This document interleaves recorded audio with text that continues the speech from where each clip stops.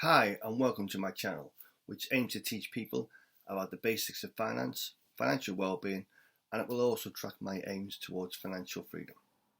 I'm Dave and I work in financial services, and it amazes me the number of people who don't understand the basics of financial products. Finance, mainly because we don't teach the subject in schools, or we think it's too taboo to talk about investment and investment products. Now the videos on this channel will be a mixture of my investment journey, my goals towards financial freedom, and also about the wider subject of personal finance and finances. And remember, if you like the videos, smash the like button, subscribe to this channel so we can grow and reach a wider audience. Now let's get on with the latest video. Today's video is about my SIPP review during February 2021. So a quick recap: I do have a defined benefits pension scheme, I do have a workplace auto enrolment scheme, but I have a SIPP pension fund to obviously diversify my pensions, but one I can control myself. Okay, so a quick recap. We started the month with a value of £73,719. We finished the end of February £79,200. We made a profit of £5,481, and the year-to-date return is 6.52%. So a very good target.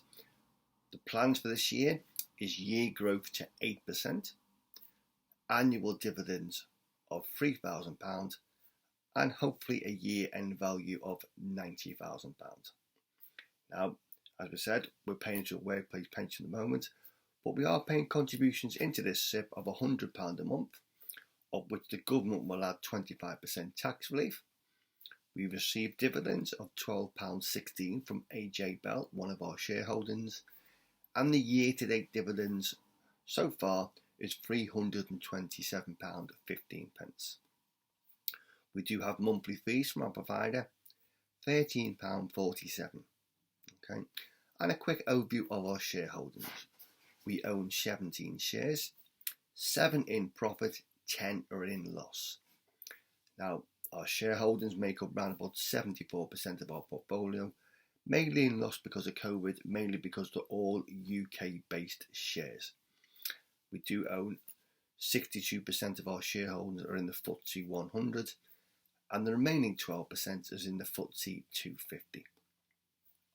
Now, I am not going to go through 17 shares. What I will do is just give you an overview of my largest shareholdings and my sentiment towards them. So our largest shareholding is Aviva, makes up 18% of our portfolio, 3,865 shares, worth nearly £14,000.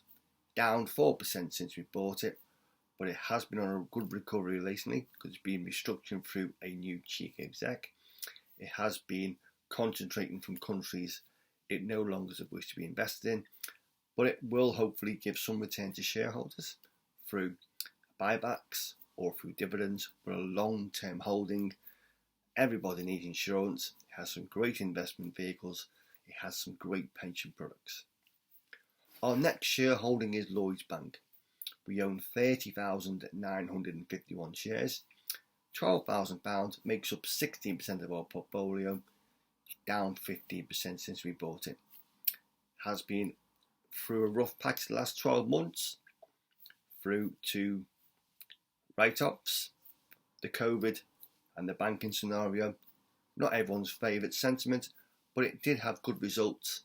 It is given a dividend of 0.57p, so it will give us a very nice dividend in May, but a long-term hold. Okay. Our next share is Greggs. Greggs, we own 266 shares, £5,700, makes up nearly 7% of our portfolio, but we're up in profit of around about 75%. It has struggled lately, it has recovered, but the dividends have stopped. But moving forwards, when COVID goes back to some kind of normality and the high street opens, it will resume dividends. It is very cash rich, and it did used to pay a special dividend also.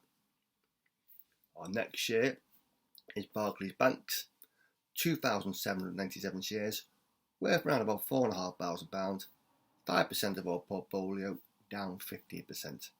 Again, has recent results, will pay a dividend of 1p, so £28 moving forwards, but a long-term hold. Hopefully the banking sector will recover, but ultimately will give us some good dividends in future to reinvest in other shares. Our next share is probably our best performing share by a long way, JD Sports. We own 100 shares worth £4,000, around about 5% of our portfolio, and we're up 100%. JD has been on a recent buying structure in the US lately, but it is very cash rich and it does have a great online presence. Not paying a real dividend, but it's seen as a growth share. Our next share is Drax, the power plant, 1,130 shares, £4,300, 5% of our portfolio, up 45%. Again, has been on a recent buying spree, has recently declared good results and an increase in dividend, but a long-term hold based upon what the UK power market would do. Has a very big presence in wood pellets moving forwards. Okay, and our smallest shareholding, 252 shares in John Menzies. We put £1,000 in, now worth £600, down 40%, makes up just under 1% of our portfolio. Unfortunately, the airports have been severely hampered by COVID, but it has actually in the last month staged some kind of recovery. So hopefully when flight travel's back on and the world go back to some kind of normality, it will be in profit, but it is a long-term hold. Okay. Moving on to our funds, we own 6 funds, 5 in profit, 1 in loss, makes up about 26% of our portfolio. Very UK based, 85% is in the UK, 11% is in the US, 4% is in Asia. Okay. Now we did buy one fund during the past month. We made an investment of 225 in the Ballygifford Positive Change Fund. Okay, we see it as a long-term hold. All right, moving forwards, long-term hold. Whatever Ballygifford have done last 12 months, they seem to have that together, and the funds are very widely rated across each sector. I'm going to go through a quick summary of the 6 funds in total. Our largest shareholding is Legal & General Technology Index. £4,000, makes up nearly 5% of our fund, 32% in profit. Everybody seems to be on the fad for technology. They've done very good lately. Who knows what they will do moving forwards, but it makes up 5% of our portfolio. I will tend to hold them funds for the next 3 to 5 years unless the sentiment changes under the new Biden area. Okay.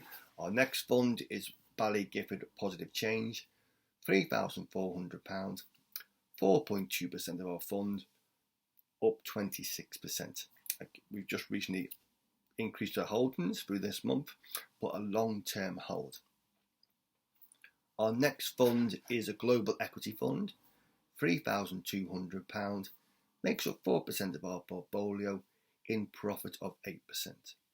Again, a long-term hold, but give me diversification across numerous countries. Get away from the UK a bit more, okay? So that was recently bought because to give me wider diversification, not so much risk in the UK. Our next shareholding is a US smaller companies fund.